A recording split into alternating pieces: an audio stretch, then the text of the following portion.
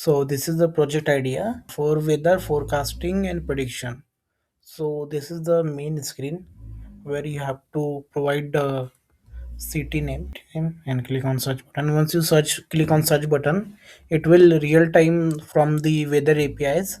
It will fetch the real time humidity, wind speed, all weather related information for few days, and accordingly it will make the forecasting.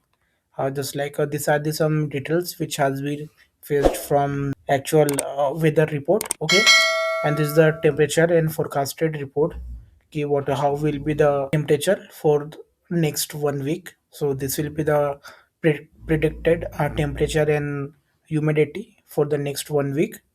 Okay, and these are the overall details. Okay, how will be the sky.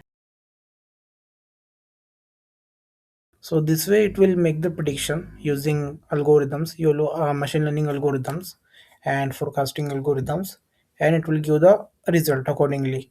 And whenever you fetch any data, it will store in the database so that next time you can able to see the same data. Okay. So this way we do have this particular weather forecasting details.